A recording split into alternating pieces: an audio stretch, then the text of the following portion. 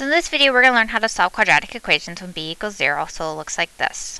Notice we do not have that bx in between. You can solve a simple radical equation like this, and then you can put answers in simplest radical form, which we've done in last unit, or last semester. When you're solving, you do this when solving by factoring doesn't work, or you just know that there is no bx, because some of these will factor, but you can use this method also. So remember, when you're solving, we use inverse operations. You have plus, minus, you have multiplying is the opposite of division,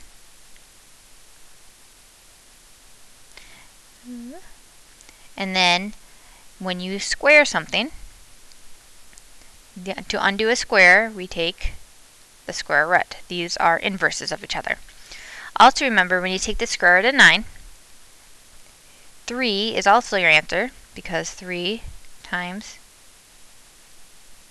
3 is 9, and also negative 3, because negative 3 times negative 3 is also 9. So you have 2 answers.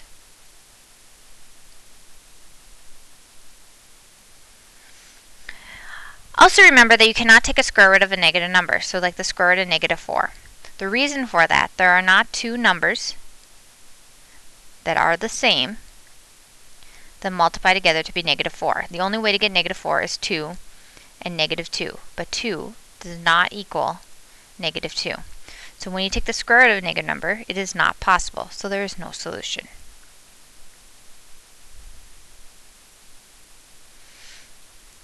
And to solve radical equations, we first need to isolate the x squared, and then we're going to take the square root of both sides.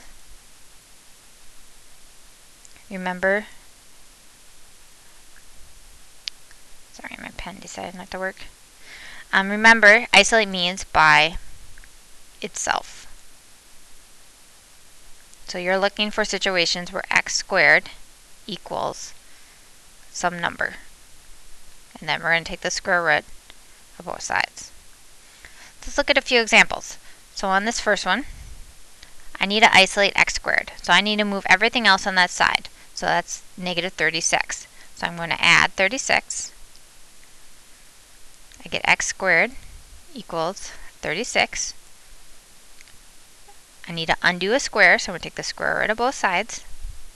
So x equals the square root of 36 is 6, but remember it's also negative 6, or we can write it as plus or minus negative 6, or plus or minus 6. So in b, I'm going to add 98. So I get 2x squared equals 98. 2, so I'm going to divide by 2. I'm trying to isolate x squared. So get x squared, now it's by itself, and 49.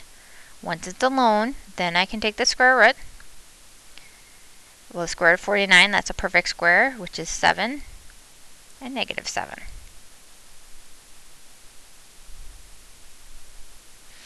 So on C, I can minus 6. So 2x squared equals 0. Divide by 2. X squared equals 0. X squared is by itself, so I can square root.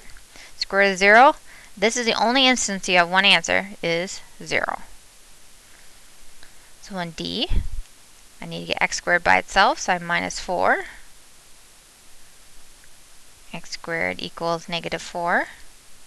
And square root.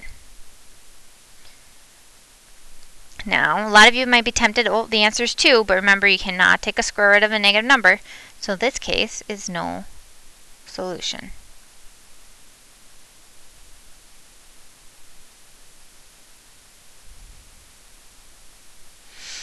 Alright, so then at E, I'm going to add 25. So I have 4x squared equals 25. Divide by 4. So x squared. Now, this is not nice. It's not a nice number. So you're going to leave it as a fraction. Okay? And you're going to square root both sides.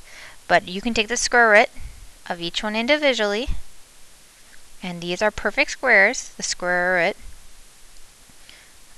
put your answer here.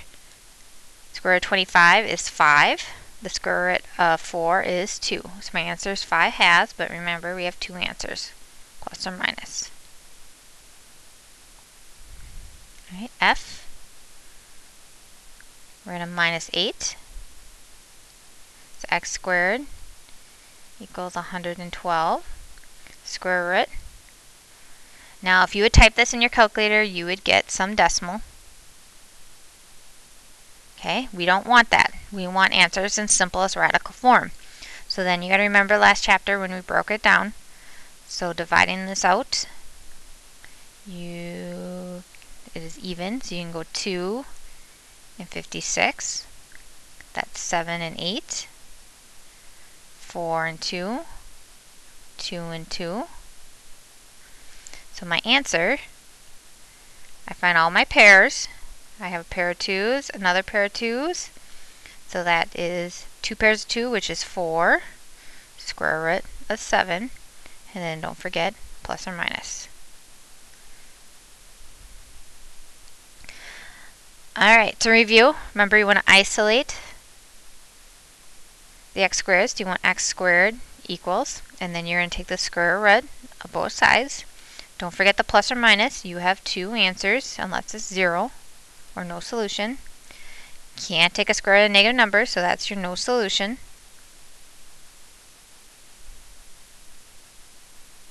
Okay, and then simplest radical form, which we break it down and find our pairs and go out.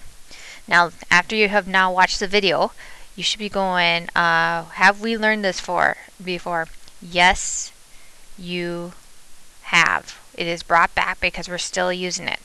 Okay, you have learned this, so this should become very, very familiar to you. This was way back in Unit 3.